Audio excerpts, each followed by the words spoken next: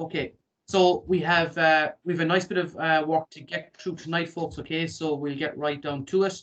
It will take us an hour and 10 minutes to go through the work that we have prepared, and beyond that, if there's any questions, we'll probably be on the call for maybe an hour and 15, an hour and 20 minutes max. But I just feel it's important at this time of the year to outline what a few ideas around how you can plan for a season.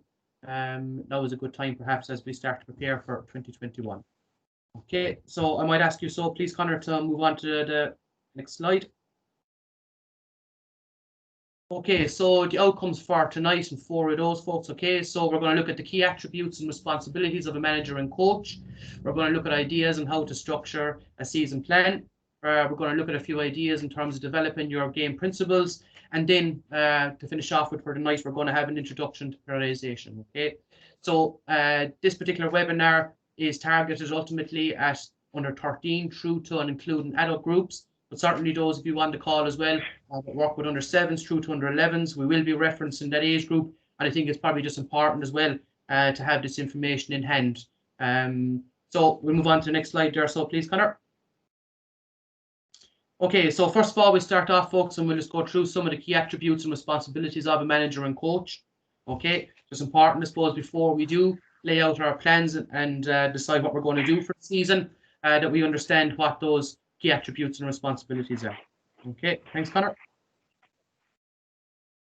Okay, so responsibilities first of all, and I suppose the first thing to say perhaps is that a lot of people on the call, maybe not everybody, but certainly a lot of people on the call may have to fulfill both of these roles. And that's certainly okay if you do have to. If you are the manager of a team and you're doing all or the vast majority of the coaching for that same group, there's absolutely no problem at all doing that. The one thing that I will say, I suppose, is that we have to be conscious of the roles.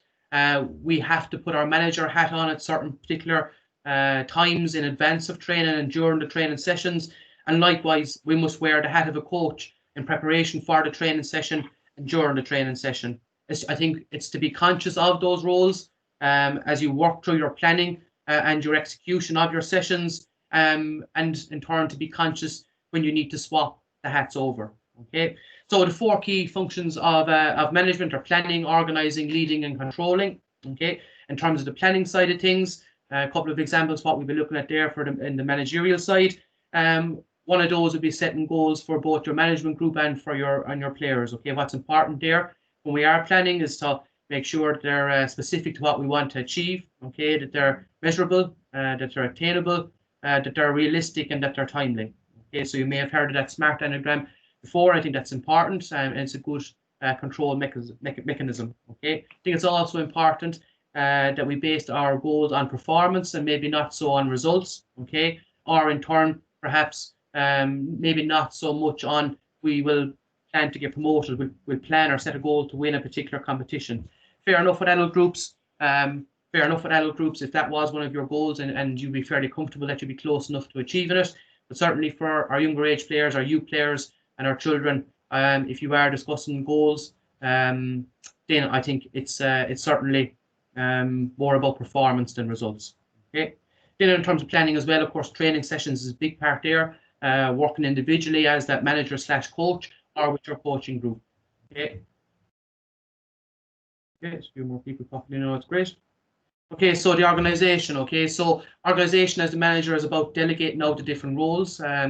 If you have a good, strong management team with you in terms of numbers, that's brilliant. You can delegate more than what you would have to do as a lone ranger, perhaps. And then it's ultimately about striving to ensure that the players and your management team understand what their roles are. So clarity in what you organize is important there.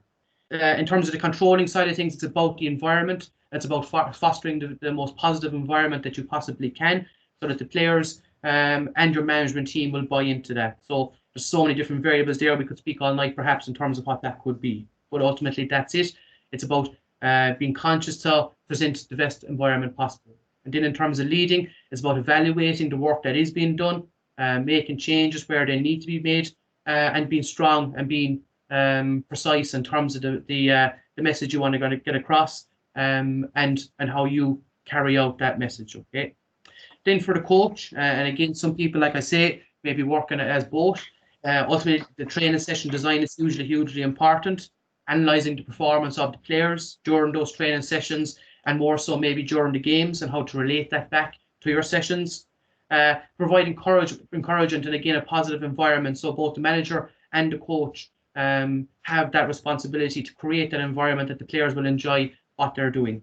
Okay, assisting players to reach their potential. Again, it's up at the top of the list there, and I think it's hugely important. It's about the person. We hear very much now, more so than we would have heard in the past, I suppose, that it's about the person. It's about getting to know the person more so than getting to know the player, and then working from there as the coach. Hugely important. As a coach, we're a mentor. Okay, very important. And we're providing feedback not only about the game itself, but in terms of life, and we're dealing with young players in particular, that we try our best to set the best example that we can, and we, again, once we get to know those players, that we can provide feedback around what might be going on in their life. You might find well that the players might be more comfortable to reach out to you, perhaps, maybe than people closer to them, perhaps, and then a demonstrator outlining what the players need to do when they perform the skills, or in turn at the top, at the other side of things, at the adult level, perhaps in terms of a more a game plan approach to what's going on. So demonstrating what's this game plan about and how we need to carry it out. Okay, so Conor. And then from the responsibilities, folks, we move into the attributes of that manager and coach. Okay. In terms of the manager, it's about being an effective communicator, being passionate about what we do. We all know how important that is to get the message across, that us as the manager, if we don't show passion about the game itself, and about striving to achieve the goals that we've outlined, then it's very difficult for the players to follow. An organizer and a delegator, a decision maker, be that in advance in terms of planning your season, and also in the nitty-gritty of when the games are being played, and making decisions that obviously have a bearing on the game. Being selfless, okay? And I think that's, as the manager, I suppose, again, it's important that you're the first one there, you're the last one to go home, that you're the person that is there, that anybody can reach out to, and you're the person ultimately that tries to fix the little problems that might be going on, that you're fair and honest towards the players, that you have a knowledge of the game that you're involved in, ability to develop team morale, and humility. Okay, so again, just to outline a few of those key attributes there. And then for the coach, it's about being positive, it's about being enthusiastic. When you are on the ground with the players, again, it's about that knowledge of the game, very important. That if you are going to coach, that you do have a knowledge of the game, that you do have as much education as you possibly can, that you're a clear communicator, that the players know what you want from training sessions and from the games. Okay. Brilliant. We've a brilliant crowd here with us. But being patient when the players maybe perhaps don't understand completely, or are not picking up on what you have perceived. Sorry, no. So the players may not perceive, perhaps, I suppose, you have an idea in your head going down to training about a particular activity that you want to do, and what you perceive that should happen in your head is not happening. The players are not just picking it up as quick as you thought they might. In that point in time, it's important then to be patient, and in turn leading in to be supportive to the players, guiding them through that process. It leads in, I suppose, and it all relates to each other. You have to be able to observe then and organise the players in a way that will allow them to flourish within that environment that you create. Okay, and then just finishing off with being focused on what you're doing, and that adaptability throughout the course of a playing season, and of course even being adaptable throughout the course of a session itself. Okay, Conor?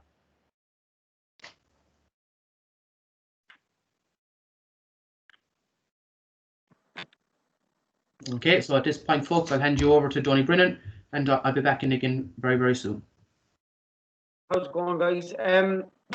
So just what we're trying to touch on here is the managers, the effect that they have on the players, and these are high profile players, and the effect that one mentor can have over them is absolutely huge. So it's very important that we try and build a relationship with all our players. As we can see there on the left hand side, no one cares. It's a really good saying. No one cares how much you know until they know how much you care.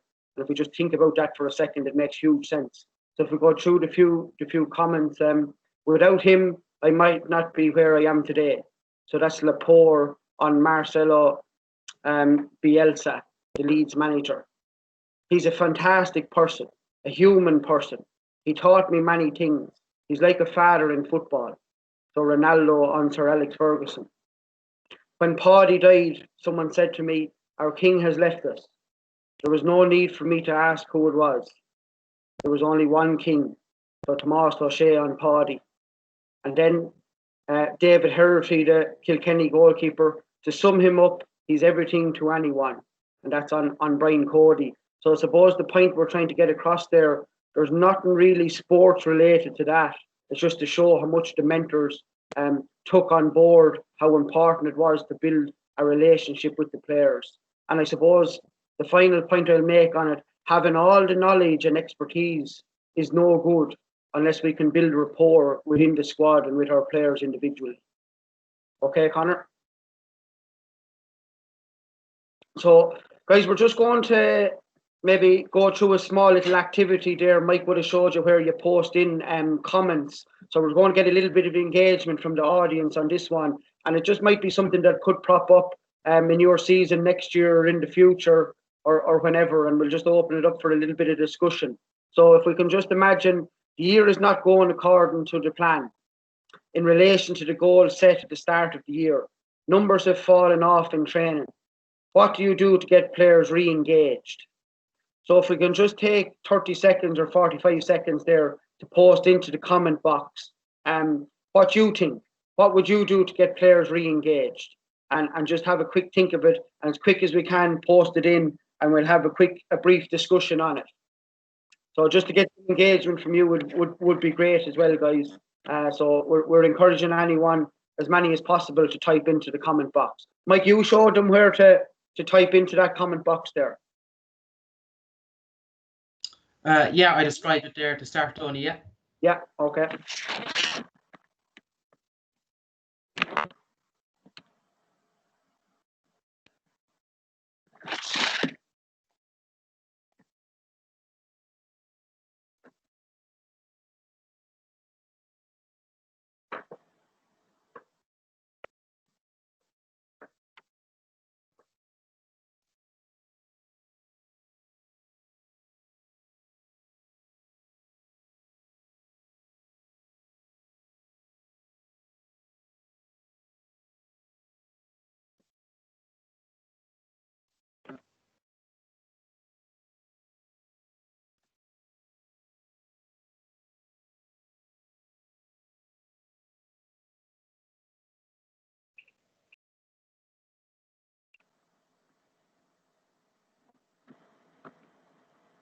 Okay, Johnny, if you'd like to continue so and elaborate on the points there, so about that is planned. Yeah. Have we any typed into the box, Mike? I can't see there. No, that's okay, Johnny, not at the moment. No, yeah, you can continue on as planned there. So I suppose, guys, what we'd be saying there, just be careful about the goals that you actually set for yourself and for your team. We'd be saying that goals should be performance-based.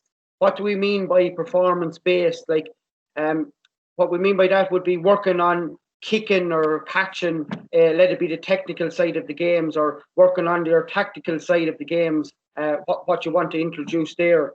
We would, if we were just to take the tactical side of the game and we were working on kicking, that we, no matter what the score in the match would be, or even if we were getting defeated, that we would concentrate on how many kicked well, how many didn't go so well. Do we need to reevaluate where we are with the kicking or with the catching, or how can we improve our kicking for the next day and keep focusing them on training and keep pushing them in the directions that they need to go? So very much so what we would be saying would that all goals should be performance-based at the start of the year, and go from there and try and improve your players based on how they're hitting their targets based on performance.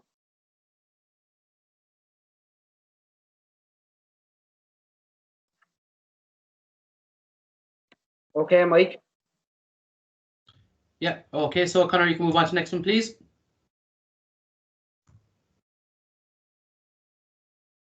Okay, so you can talk through this, Donny, and again give the rationale behind this comment. Okay, again at this stage. Yeah. Okay. So again, guys, we're moving on to activity 2, the team coach. So motivation during the games is good with the team. They're highly competitive and working together. However, during training sessions, they are a bit lethargic and going through the motions. Why is this? What can be done to improve this issue? So I suppose just before I give my points on it, I'll just give you 10 or 15 seconds there to yourselves, just to think about maybe what you do or what you try to improve just in your own head. And then I'll give a little bit of feedback on it there in about 15 seconds.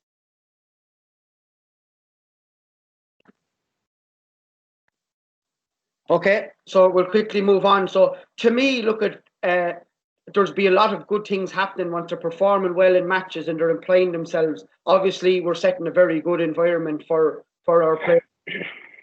I would take a look at training myself and see what needs improving.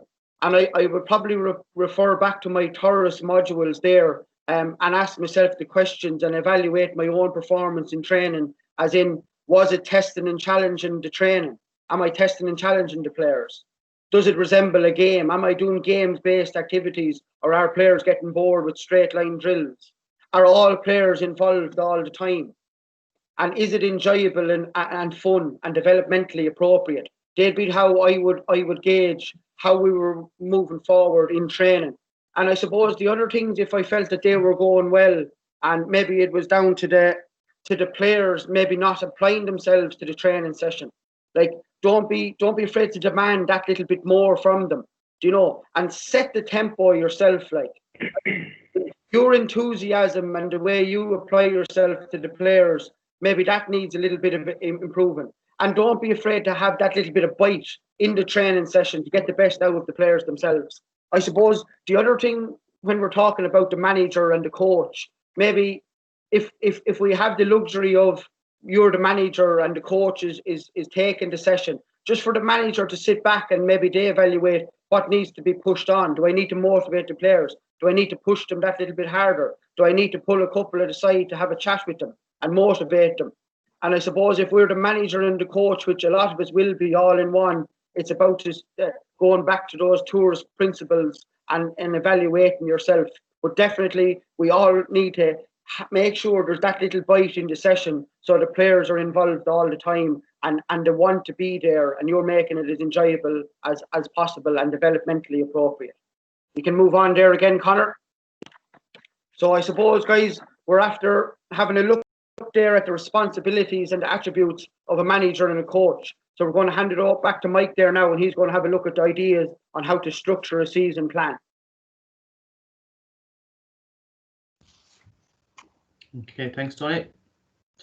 Okay, folks, so just before we get into the nitty-gritty of it, okay, just to throw a few ideas out there, I suppose, in terms of why it is important to put a season plan in place. So first of all, it provides for a focus for the management and the players, okay, that's probably important.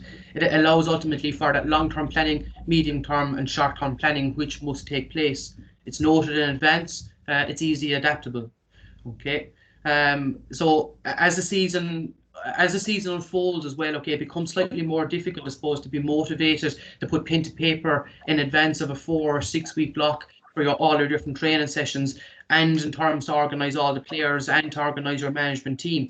The beginning of the season ultimately is probably the easiest time, because you have some free time, you're fresh, you're not on the training field, you don't have to deal with all of the other aspects that are involved with managing the team. So have that planning in place at the start of the year. This provides a little bit of motivation as we do get into the year to be able to refer to the plan and say, okay, this is working well, we can keep going with this side, we need to adapt here. However, if that plan is not in place, what you could find potentially is that by the time you get to mid-season, that it's very difficult to figure out where you're at and where to go. What you potentially find as well, and I know that there's a broad range of coaches in terms of the age groups that they work with on the call. What you potentially find is that when you start off in your coaching career, that you'll be wondering or slightly worried about how am I going to fill a whole season with this group of players. By the time you get those couple of years experience under your belt, and those of you perhaps that are working at minor level and adult level and have that experience under your belt are wondering, okay, how am I actually going to get all the work that I need to get done into a full season? So it goes from both sides. I've experienced both myself from starting off to finishing up with teams ultimately before I came up here to Laois. So it's hugely important to put a plan in place. If you're new to the thing, refer to all the resources that are available to you. And in turn, then, if you do have that experience, it's about keeping that motivation to go ahead, put pen to paper. And when you do get to that stage of mid-season that where there's so much going on, that you have that refer to, and that will give you that little bit of a emphasis to push on again. Okay, so the next point then, I suppose, to consider is, can all the sections of the season be planned out? So the first point to make there, I would think, again, depending on the age group that you work with, certainly from under 7 up until under 11, I don't think there's any reason why you couldn't lay out your stall across the course of that season, perhaps working within the remit of a player pathway program within your club. Now, ultimately that age group, it's all about development. Okay, it's all about development. It's about the Go Games program. It certainly is about development as well, from 13 through to 17. But at the same time, you probably need to, at that stage, figure out where your team are at a particular time in the year. So your pre-season and your early season is always easy to plan for, and it certainly can be planned for across all age groups and all spectrums. However, you need then to be careful, I suppose, that once your team go out to play, you need to be able to recognise, to say, okay, this is how my team are playing. How are they matching up to what I had outlined at the start, and what do I need to add to my plan in order for the team to keep progressing? So certainly early season, pre-season, early season, you can plan completely for, but you need to be conscious of how your team are playing throughout the course of the season, and I suppose in terms of how a season goes. There's so many different variables that can happen within a season. Okay, it's also important as well that if things are not going perhaps how you had planned, or in terms of how you set your goals out initially, it's probably more important in at that stage to really sit down and figure out where my group are at, and how can I get the best out of what's remaining in the season, especially at underage, because it is about development. It is about development, and keeping that focus in mind at the underage level, at the juvenile level, is so important. And even at adult level, to be able to maintain that season with your players is so important. So the focus might change, little different dynamics can change. So ultimately, we can plan so much and we can plan a whole lot, but at the end of the day, we can't plan down to every last little detail. So should we change or adapt our plan? So it's about evaluation, and it's about constant evaluation, and it's something that I think from the word go, that even after the first training session, the first month of training, the first 2 games, that we should be really sitting down and evaluating where we at compared to our plan. Is our plan working, and do we need to make adaptations and change? Certainly when the time comes to adapt and change, then do so. Okay, so when will that happen? That could happen ultimately over the course of maybe seeing your team playing, like I mentioned, 2 or 3 games into the season, where you considered that you needed to work on a particular area with the players, but it turns out that maybe emphasis is needed in other areas. So it's very much a fluid document, and it's very much a case of recognizing when you need to change and then how you need to change. Okay, so should the players then be made aware of the complete season plan? I think caution is probably the word that I would use here in that regard. Certainly at the older age groups in the juvenile section, i.e. 15s, certainly 17s, and at adult level, it's important, I think, to involve the players in the initial process to set out the goals and to set out the plan that the group want to achieve.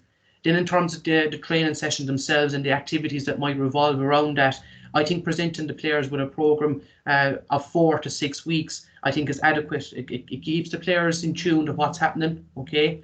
But at the same time then, if things do need to be adapted and things do need to be changed, if you make an adaptation and make a change, I suppose, and everybody is aware of what the complete plan was, and it allows itself, I suppose, it allows questions to manifest perhaps that you may not need to answer, or certainly that it may not stack up well for the morale of the group. What's important, I suppose, as well, is that the group buy in completely to what you're doing, and they believe in what you're doing. So you need to be careful that the information you release out there is that information is as concrete and as solid as it can be for that particular period of time. So yes, the players will know when training is on, what date it is on, but in terms of the exact detail and what will happen over that period of time, I think 4 to 6 weeks is probably the correct choice in that regard. Okay, the next one. So please, Connor.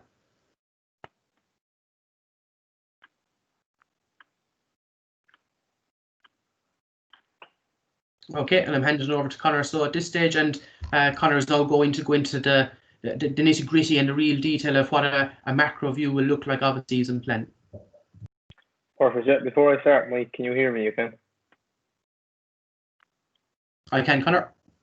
Perfect. Yeah. I'll put it there. So, I suppose, look, before I go into the nitty gritty of what this graph is, ultimately, look, I suppose I studied sports science in college, so this is bread and butter stuff to me, and I'm aware it isn't going to be the same for everyone else. So, look, I suppose I'll do my best to simplify it as much as possible. But when putting together this webinar, we thought it was important to include this in, as ultimately it's an all-encompassing plan of what your season should look like. So, again, well, firstly, we see a fairly detailed macro view of a sample season.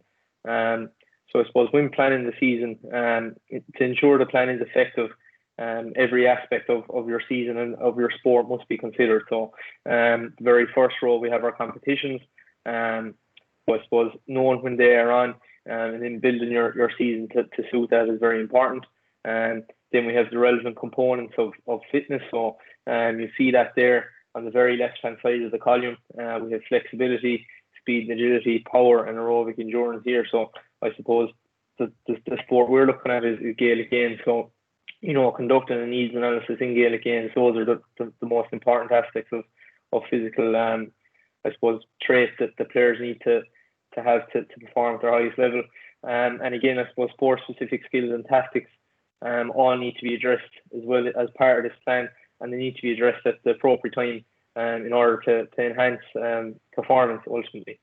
So I suppose the sport, first of all, as I mentioned there, is broken down in order to identify the specific components of fitness and of physical characteristics that are most fundamental to the sport, which as we see here on the very far column.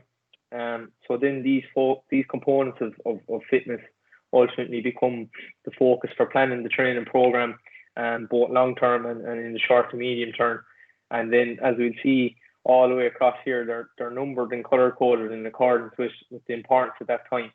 So I suppose 1 being of least importance and 5 being most important. So that corresponds to the lighter color blue being least important and the more darker, nearly black to navy, being the most important. So I suppose as an example here, if we go all the way across our chart to where championship is, aerobic endurance at that stage is a 1. So ultimately, I suppose in the week of championship, we're not going to be doing those longer, slower, steady state bouts of running. We're going to be doing more short, sharp, intense sort of sprints, which the players need to perform again. So on the flip side, at the start of the season, we'll be focusing more on the aerobic aspect, and the speed and agility won't be as important. In line with the physical, I suppose, traits, and the sport-specific sub-phases will change throughout the year, as well as training moves towards different phases of the year. So I suppose during the pre-season element, which is our prep phase 1, there's often a general sort of conditioning block that will focus on building up that aerobic base as well as developing strength. And then as the year progresses, the differences in sport requirements in training grow, and the sport-specific sub-phases are developed. So what I mean by that is, I suppose, in your first couple of weeks of pre-season, your tactical, I suppose, approach and tactical focus of training isn't going to be too high compared to the week of championship. So again, the week of championship, that's going to be your top priority, whereas, in pre-season, developing your tactical approach isn't going to be as important, which you'll see again in the column and going by the numbers. Okay, so moving on, I suppose here we see a less detailed season plan ultimately. So the one you saw on the previous slide is more tailored to the sport science approach. Here we see a more sport specific one. So this is for an under 12 hurling squad. So I suppose it's important to emphasize the last slide is ultimately targeted at your minor to adult coaches. You don't need that in-depth, I suppose, planning at youth or juvenile level. But we can use the principles of periodization to also plan our nursery or our youth season. So I suppose the training year is split into monthly little blocks, and I suppose each block has a specific core skill or focus. And I suppose this model is helpful as it allows us to clearly and objectively plan our season to ensure that our younger players are spending an optimal amount of time on each skill.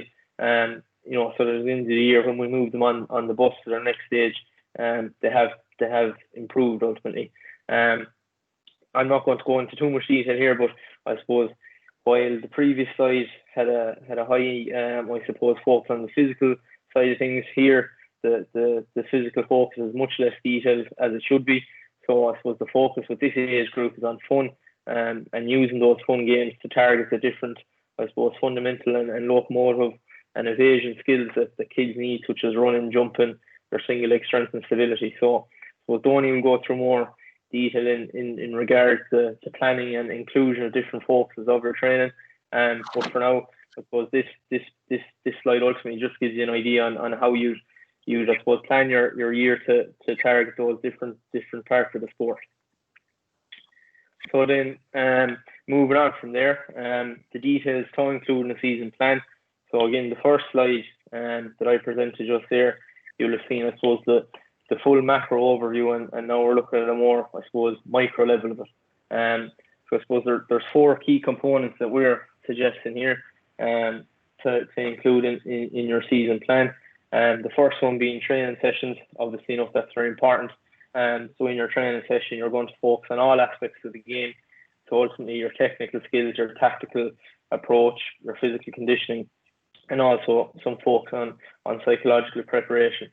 Moving right into our games. As I mentioned earlier, the season plan has to be focused around when games are scheduled to ensure effective planning. So I suppose the idea behind periodization is that you're planning your year cleverly to peak for important times of the year, which in this case is championships. So I suppose if manipulated effectively, a peak can be reached more than once, and effective programming and planning is key to that. And it must be noted it isn't an exact science. I suppose moving on from that, as I say, you need to know when your games are. At the minute, it's a good time to mention, I suppose, that the GA are still working at the very top level on the fixtures plan for 2021. So I suppose when we have more information, we will circulate that. We are aware that there are some juvenile games outstanding, and once ultimately the juvenile board get the go-ahead to run off those outstanding fixtures, they will. But I suppose we're still waiting on guidance, because I suppose as we know, under level 3 there could be no club games. So I suppose when a more concrete decision is made, Mike will relay that to you guys in the clubs. Moving on then, team meetings. So look, I suppose you can provisionally include these in the season plan, but I suppose ultimately it depends on how the season is going as to whether or not you're going to need them. So if you do need them, collective and individual meetings are an option. As Mike mentioned earlier, age appropriate goal setting, along with video analysis sessions, they're a huge benefit to adult and minor teams in particular.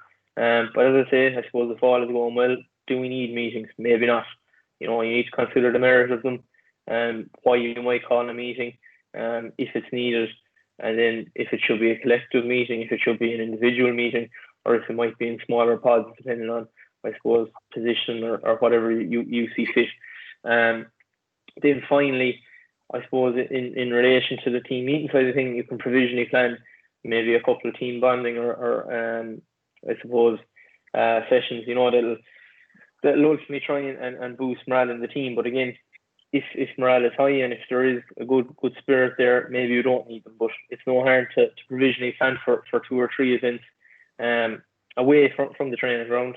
And again, I suppose it's important to be selective and effective with when you're timing these to get the most out of them. So again, they're not for the sake of it, and I suppose they should only really be done if you feel that you do need them. So I'll pass you back to Donny now, and he'll take you over an overview of session planning. Yeah, thanks very much, Connor. So guys, what we're looking at there now is a macro overview of session planning. So what we're looking at there is what our actual area of focus is. And again, we refer back to our overall plan and linking into the player pathway there and what we might have agreed with our tourist committee or our juvenile committee, what we want to work on in the aspects of the technical skills, the tactical and the physical preparation. So what we'd be saying there, we'd have 3 or 4 key elements that we really want to develop in technical, 3 or 4 key elements that we want to develop in tactical, and the same with physical.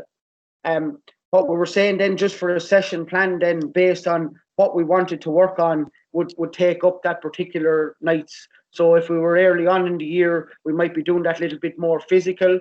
As we develop then, if maybe we need to concentrate on something that's letting us down in games based on a tactical or a technical element of it, then, well, the next session is going to be based up then on the technical or the tactical, maybe kick passing, or tactical then maybe we're not creating enough chances up front. How do we do that? How are we going to create more space? And again, what we'd be encouraging there is that what we want to achieve is every session we would have elements of technical, we would have elements of tactical and elements of physical worked on every night. You know, it's important for you to know what you want to develop in those areas. So I would concentrate on 3 or 4 key areas, you know, and why are you concentrating on those is going to be huge as well. And again, from the technical, tactical and physical, then address them every night and know what you want to achieve after working on them. So if we take there the area of focus on the technical side of things, how we do that and the methods used to improve technical skills is through small-sided games with a games-based approach and isolated technical drills. You know, and what we want to achieve after that then is the required outcome. You know, so we want to obviously improve technical ability. In the tactical elements, then the methods used to improve those is training sessions. So it'll be all about improving our decision making there. Performance analysis again. So maybe the stats at a younger age or at an adult level. Team meetings again to improve the tactical. And again, just by playing the game, they get to learn more. And then based on our area of focus, let it be physical, then what do we use? Obviously, we use the gym-based session, or we can use, if it's going to be running, a pitch session. So it's important that we know what we want to achieve at the end of the year and develop the skills, technically the 3 or 4 key areas that we want to address, tactical and physical, and work on those every night in training. And I suppose if you have a team 2 or 3 years or it's your second year, you're really going to know what you want to work on and what needs to be addressed. If you're coming in fresh this might be your first year to take over a team, or maybe an underage team down at nursery level or under 9 level, or it might be your first. All of this is relevant no matter if you're a nursery coach or if you're an adult coach. The next side of things then, Mike, we can move it on. So the next one then is all about our tourists and just showing you the elements that we need to work on during our player pathway. So also what we need to work on there, we need to put it in based on technical, tactical, physical and team play. So again, we'll send all out these resources after tomorrow to your email addresses. But what we're basically saying there is age specific. So if you're with the under 15s, you have your 3 or 4 key things that you want to focus on for those areas, and the under 7 coach still has the 3 or 4 things that he wants to work on at physical, tactical, technical and team play. Also, it'll be very important if you're an adult coach, you still need the same things. So you still need the 3 or 4 key things that you're going to work on based on technical, physical, team play and tactical. And at the underage ages, I think that this is going to be huge going forward, because if you start this process at under 9 or under 11 or even at under 7, like if you have the 3 or 4 key things that you want to work on at under 7, and then there's new things at under 9, new things at under 11, the whole way up. So by the time they leave minor, we would have a very, very sufficient player based on technical, tactical, team play and physical. And all that is just about huge planning and focusing on the 3 or 4 key areas that you want to work on based on technical, physical, tactical and team play. Okay, Mike? So again, this is just an individual session plan here that we're going to work on. So what we'd be saying there is you just do your warm up and you moved into, let this be under 7 now or adult, it doesn't really matter, a technical block of unopposed skills. So what we were saying there, we'd work on every skill of the game, let it be hurling or football, whatever it may be, just give them 10 minutes there, striking, kicking, blocking, hooking, catching, high catch, low catch, ball to hand, pick up, rising the ball, everything that we would do there. And again, then we would put it into, if we take, for example, that this is a technical session, we would put it into a skill block 1 there. So if one of our key focuses that we wanted to work on for the year was kicking, well, then we would go into skill block 1 would be kicking, and then we would put that skill into a game. And then we would move on to another skill, let that be the near hand tackle for football. And if that was one of our key elements that we wanted to address for the year, that was where we would go there. And most importantly, then after we do it unopposed, a bit of a progression and put it in, make sure and put every skill that we do, put it into a game. And that's how both adults and youths and kids are going to improve, is actually by playing the game. So put the skill into a game. So that's hugely important there, guys, in trying to actually improve your players. So let that be a technical session or a tactical or a physical. Start it off unopposed, put it into a progression, and put that technical or tactical or physical element then into a match situation. Again, the best situation we can put it into matches is small-sided. Why? Because we're going to get more contacts. We're going to get the heart go. We're actually working on everything with a games based and small sided. So we're going to work on the technical, the tactical, the physical, and the team play in small sided games in abundance.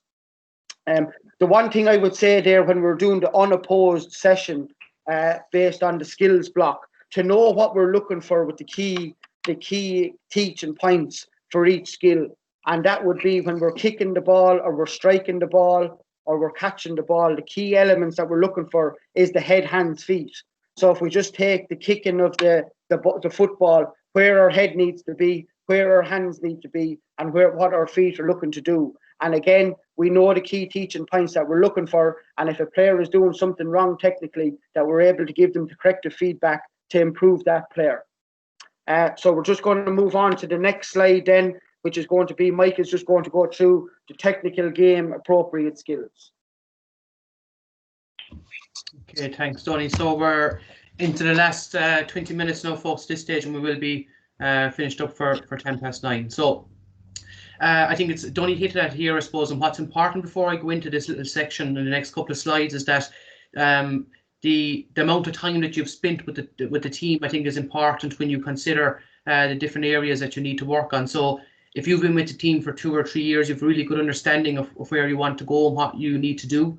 And it's important then at that stage, I suppose, to really sit down, I suppose, and to hone in on what has happened over the last few years, and the decisions I make now are going to be so important, I suppose, for the next phase of the progression of the team. In turn, if you are starting off with a team, then you just have to lay out your stall in terms of, this is what I'm going to decide to do. And as you see the team perform in training, as you see the team perform in games, it's about being adaptable then and making the best decisions that you can over that period. So when we are considering, I suppose, the technical side of things, we need to consider what skills we're working on. So what skills do the team need most? Okay, we need to figure out, again, why are we choosing those skills? Because obviously enough, we see that there's a shortfall within the game in terms of the players' ability to pass the ball to each other on the run, to be able to move the ball and play the ball in front of each other through a long strike or through a long kick pass.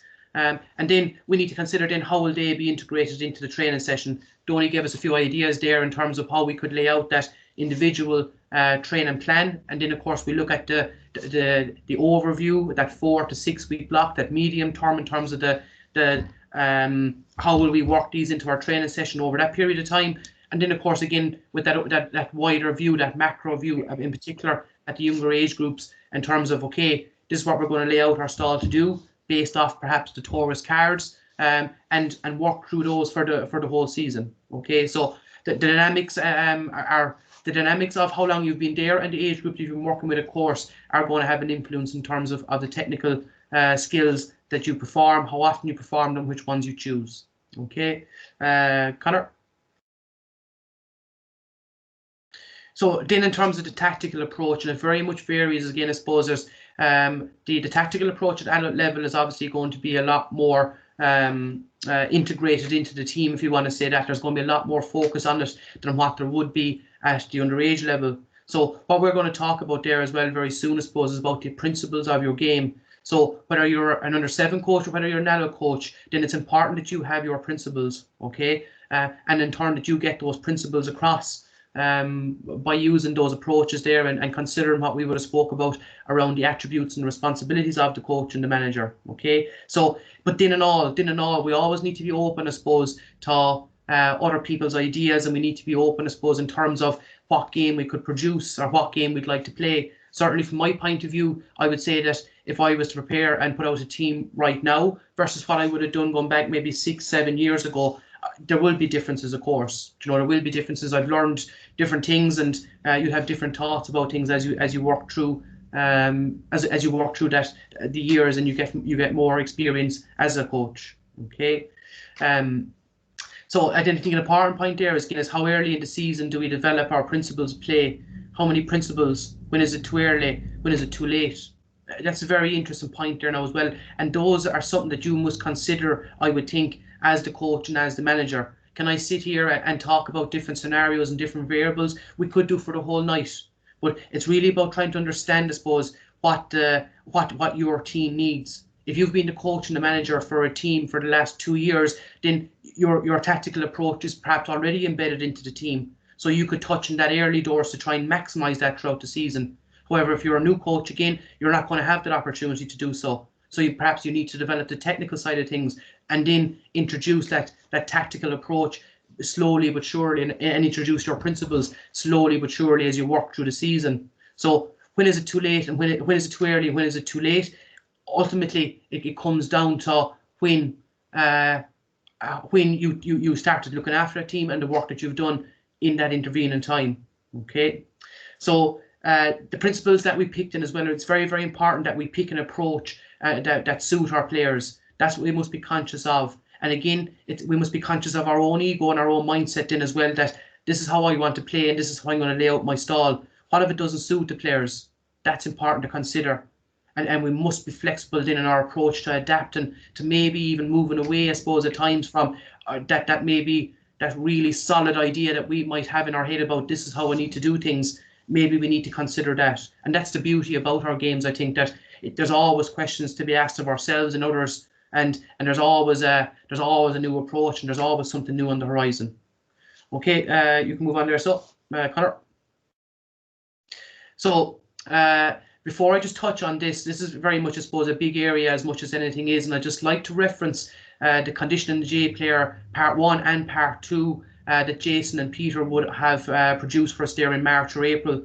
That's basically a 2-part series which will last up to 3 hours. So certainly we don't have the time to go into that sort of detail tonight, but I would advise you to please have a look at that as you do sit down and you prepare your season plan for next year. Okay.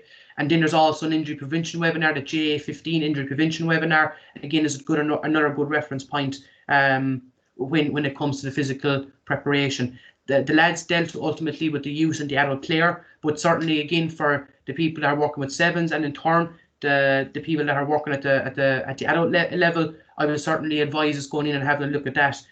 It will answer the vast majority of questions that you have and you would need to know. Okay, so yeah, sorry, Connor.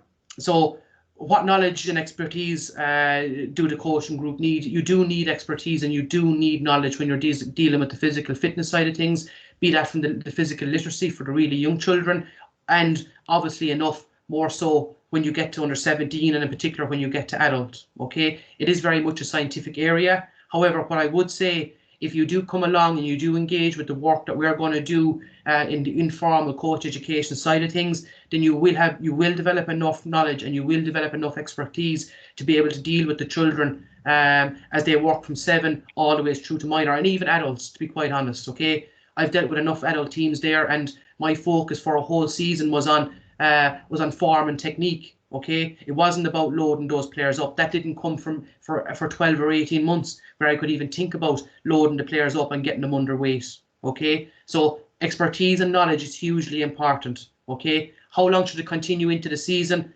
The physical fitness side of things is an all-season approach. An all-season approach. It comes in different forms and guises, which Conor is going to touch on soon. Okay, Conor. So the psychological aspect of things again is so important.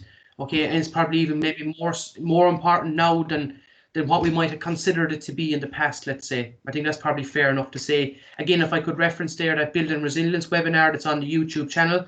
Okay, and that YouTube channel is accessible through the Laois website, the main GA website there, under the coaching and game section. Okay, and I would advise again to have a look at that as you do prepare for next year.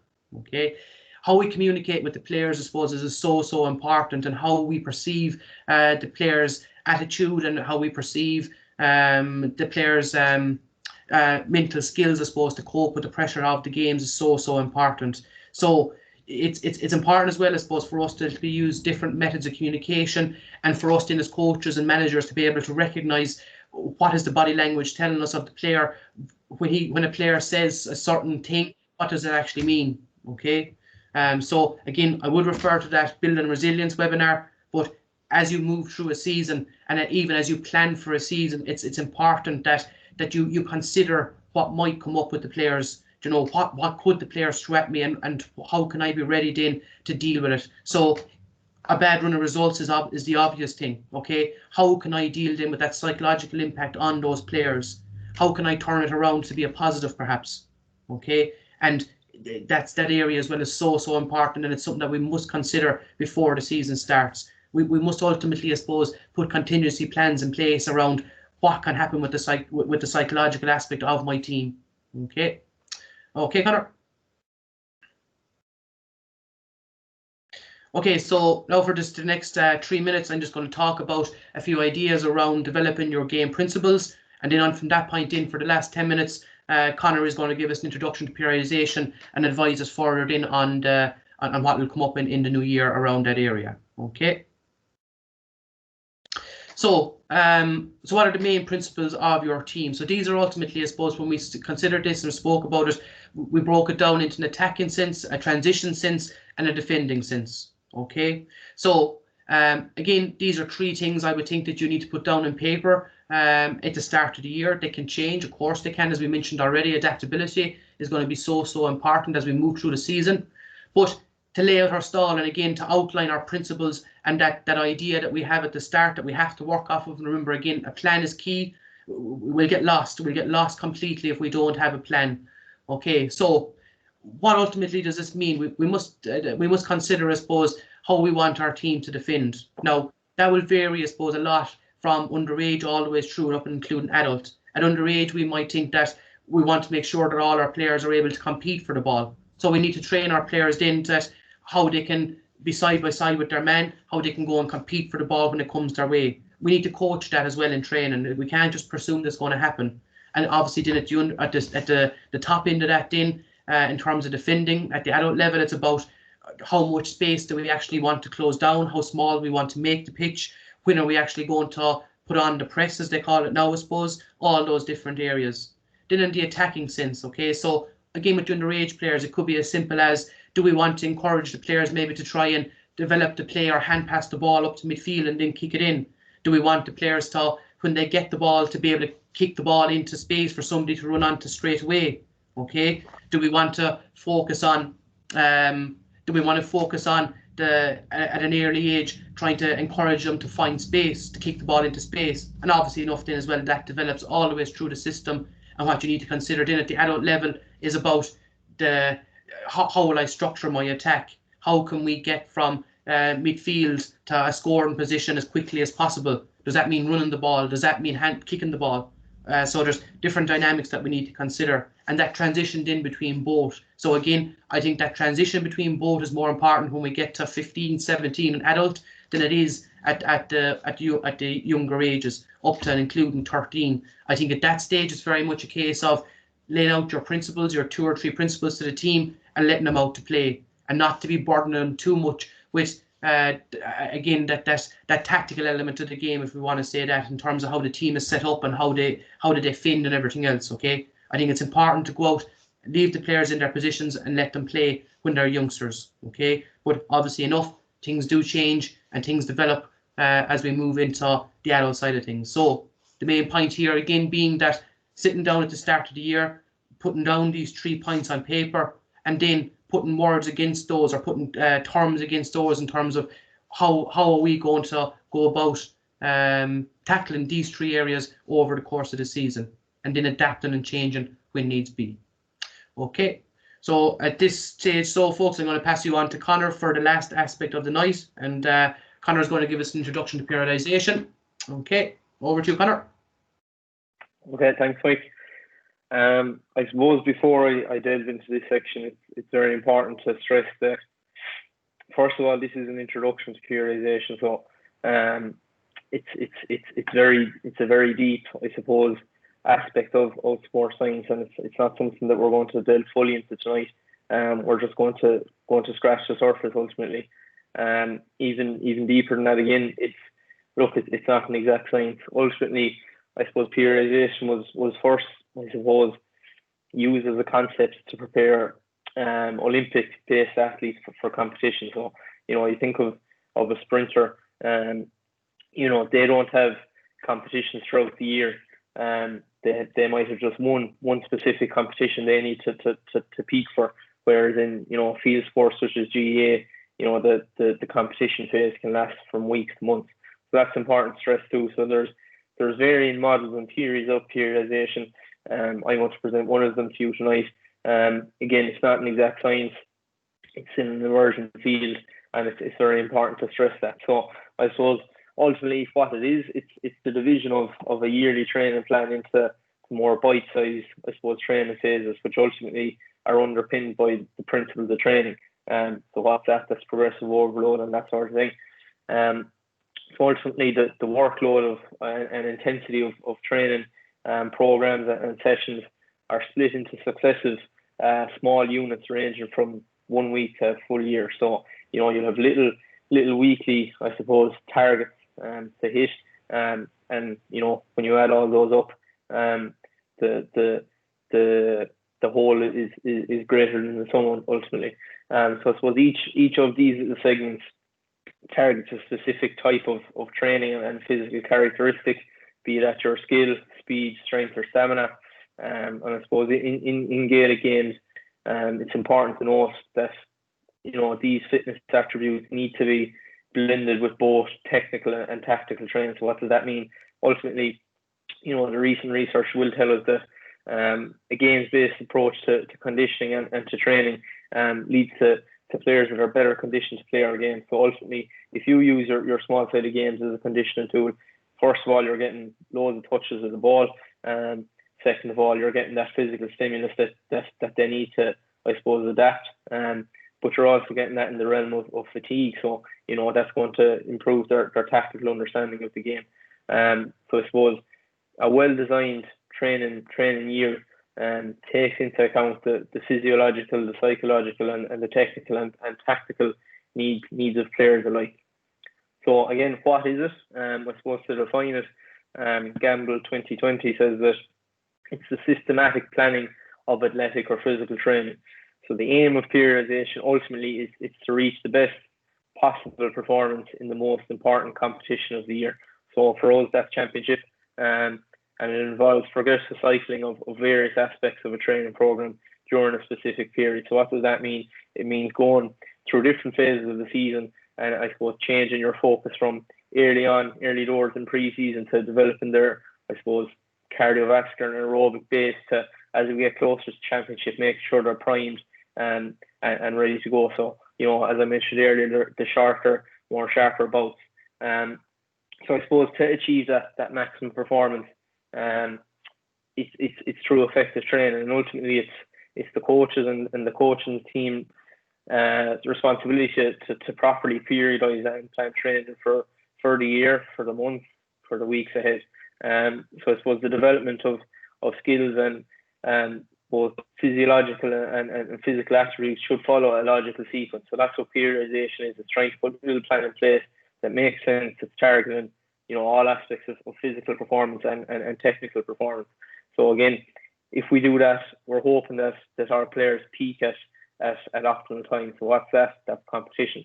So I suppose being deficient in our preparation will result in less than optimal performance, and that makes sense. I suppose you don't want to be running players into the ground the week of championship as they're going to turn up flat. And look, we all understand that. We've all seen teams where that has happened, and I suppose emergent science tells us to try and avoid that. So I suppose planning a successful training program and plan is a two-way process, as Mike mentioned earlier, especially at that minor adult level between coach and staff and players. Ultimately, you want to develop a realistic and attainable schedule, which has a balance between training and recovery. So while we want to get sufficient training in place, we also have to keep in mind, the importance of recovery as well. So moving on, this slide is quite busy, and I'll do my best to keep it as simple and concise as possible. So the first graphic here on the very top left, with the red, blue and green lines, is a diagram known as the fitness fatigue model. So this model is one of the underlying principles of periodization, and currently it's the most prevalent theory of training and adaptation with respect to periodization. So at the moment, that's the gold standard, essentially. So I suppose, what is it? The fitness fatigue model ultimately starts with the observation that, as we'll see here in the diagram, that when we train and when we go through a tough session, performance tends to drop immediately after a session, and it stays reduced for a few days, in some cases due to fatigue. So that's where your recovery comes in. However, after that, I suppose, initial reduction, there is a rebound effect and performance improvement. So I suppose incrementally over time, if we have a sufficient recovery strategy, performance will improve along with our physical fitness.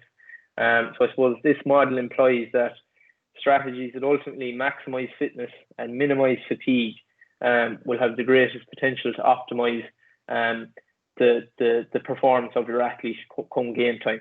So ultimately, once you finish a training session, and look, we all know that anecdotally ourselves, your body is sore, and that's when it's beginning to adapt. So when you train, you're putting your body under stress, and you need to give it sufficient recovery to ultimately recover. And when it recovers, and provided you give it the time to recover and enough nutrients, it'll return to a better place than your original baseline. So as you can see from the diagram, fatigue kicks in very, very fast and very hard. However, fitness increases on a much sturdier curve, and it lasts longer before return to baseline. So what that means is, I suppose, ultimately training and the effects of training, they might be more severe at the start of the year. However, as players become fitter and the workload and volume of training becomes less, fatigue will become less. So that's when we start to peak. Okay, so with that in mind, I suppose, what is peaking? Peaking is ultimately when the athlete is performing at their very best during competition. So again, for us as people involved in Gaelic games, that's championship.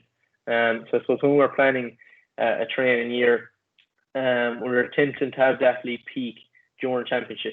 And as I mentioned earlier, it can be difficult to attain that in a sport such as GAA with such a long season. So look, as I said, it's not an exact science. However, there are a number of, I suppose, things we can implement to try our best. So as we see on the bottom diagram here, I'll try and move this out of the way. If not, it doesn't matter.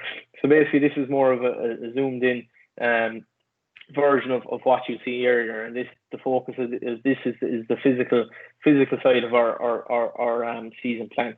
So our flexibility, speed, agility, power, and aerobic. So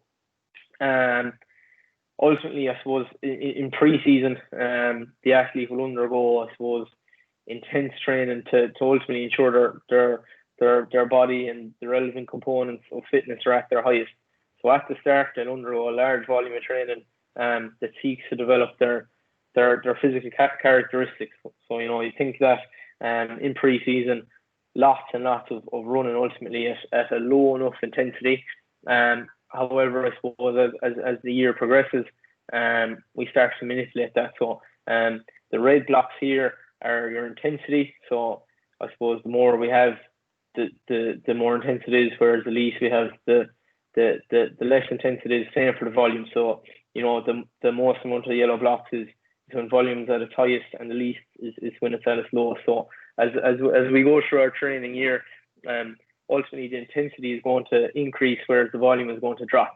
And that's when we're starting to taper training. So what does that mean? That's when we're starting to reduce that volume, but very cleverly, while keeping that intensity up. So again, think of that in the weeks leading up to championship. We're going to stop with the longer runs, and we're going to start doing more, shorter, sharper, more intense bouts, be that in a small sided game, or be that through the volume of repeated sprints. So I suppose that ultimately is tapering, and that's trying to get your athletes to peak. So I suppose the last thing to target on this side is the FIT principle. So FITT, as you'll see highlighted in the green. So this is a handy little guide to have when you're designing your training. I suppose the FIT principle, F stands for frequency. So that looks at the number of sessions you have per week, be that 1, 2, 3, 4, whatever that is. The intensity then, this looks at, I suppose, how tough a session is with regard to 100% maximum effort being, I suppose, at their very, very toughest. And, I suppose how hard we're finding that session and how hard we want it to be for the players. The first T then stands for time, so that's how long the session is going on for. And then T is type. And that's important too. So I suppose, what methods of training are you using to develop strength? What methods of training are you using to develop technical skills? So we recommend a games-based approach. As the research will tell us, adopting that game-based approach will lead to players who are ultimately better decision makers when it comes to executing the skill in the game. I suppose it's important to note as well, the FIT principle can be applied in the nursery and the juvenile environment when I suppose we're designing our fun games. So how long we want them to go on for, what type of fun games, what type of equipment we're using, and also what kind of technical practices we're putting into place for those nursery players as well. Okay, moving on. So I suppose ultimately, when you're planning a training year, it is important to structure it well. As I said, to try and ensure that the athlete or the team peaks at the right time. So ultimately, what is periodization? It is the breaking down of the year into smaller little chunks in order to structure your training more effectively. So as Mike would have mentioned earlier, it's a lot easier to have a 4 to 6 week block of training presented to players rather than a year long, because look, things are going to change. So ultimately, periodization has 3 main phases. So the macro cycle, the mesocycle, and the microcycle, which combine together to feed into that year-long training plan, as you would have seen earlier on in that Excel file. So I suppose the macro cycle, that's the larger training cycle. So that's typically a longer period of time, and it's usually the season. Then the mesocycles, they're smaller chunks of time, and they typically consist of a few weeks or a few months. So an example of a mesocycle might be pre-season, another one might be league, another one might be championship. So I suppose with that in mind, mesocycles typically match up with the different phases of the year. So your pre-season, your in-season, and your off-season. So they could be your 3 mesocycles, very simply put. So then ultimately, microcycles then are smaller still, and they're usually a single week of a training program. So the microcycle is used, I suppose, to develop your training more in detail, and it's looking at the building blocks ultimately of your mesocycle and how you're structuring that training week for the players. Okay, moving on. So ultimately, there are three key components to periodization and 3 phases, as I kind of mentioned there. So the first one, the preparatory phase. So that's pre-season. Ultimately, that's when we're preparing athletes for the season ahead. So in GAA, pre-season is usually, I suppose, 8 to 12 weeks. And in pre-season, I suppose we're focused on developing that aerobic base and also developing our athlete strength. So I suppose it's laying the foundation for the year ahead and for the main competitions to come. So this period of training usually has a high volume of training, so a lot of training, again, which is necessary to give you the base of fitness to ensure the players are robust and resilient throughout the season and hopefully avoiding any injuries. The next one in is your competition phase. So as I mentioned earlier, well, like what periodization was meant for an Olympic sports, which is one singular event, in GA, the competition or the competitive phase can range from 15 to 25 weeks, depending on the year, depending on the county. I suppose that in with regard, our physical characteristics during the competitive phase, that's on the development of anaerobic capacity, muscular power, and maintaining those aerobic fitness levels that you would have built in pre-season. So I suppose the main task and consideration here is consolidating all of the training factors that you would have developed in the preparation phase, and allowing the players ultimately to train effectively and smartly, to focus on sport-specific movements, and maintain their skill and fitness levels. Then lastly, the transition phase. So as that suggests, that's the time off in between, I suppose, the end of the competition and the beginning of pre-season. So I suppose a lot of teams will maybe forget to consider this phase, and it's very important, to I suppose to rest and to recover from the season you just had. You want to maintain your aerobic fitness, maybe go through a period of hypertrophy to increase muscular size, and address any functional issues or injury issues. So I suppose this phase incorporates rehabilitation, and allows the athlete to recover from any physical or psychological injuries they may have had throughout the season. So ultimately, why do we want to periodize? Well, I suppose if training becomes monotonous and there's lots and lots of volume, and maybe lots of volume, lots of intensity, or lots of volume and not enough intensity, that can result in athletes starting to stagnate and burn out and overload. And it's something that we will delve a little deeper into. I suppose in the new year, we are planning a specific periodization webinar for the new year, where we will delve deeper into the topics discussed tonight. But for now, that's, I suppose, a scratch on the surface of what periodization is. And I'll hand you back to Mike now to sum up the webinar.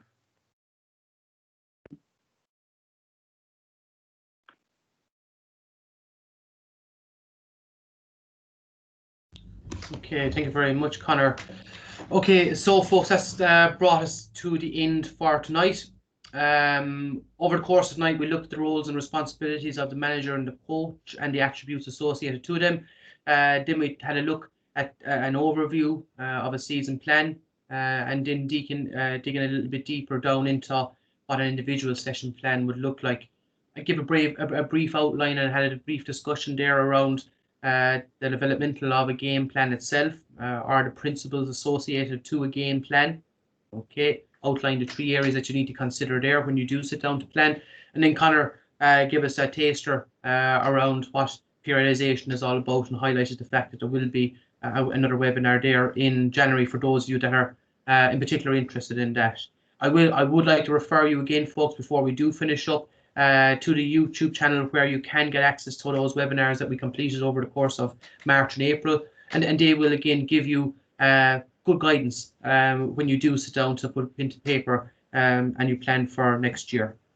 Okay, so we made a decision that we were going to go with this webinar. We thought it was just apt for this time of year. I suppose December ordinarily would always be a good time for planning as we get ready for January.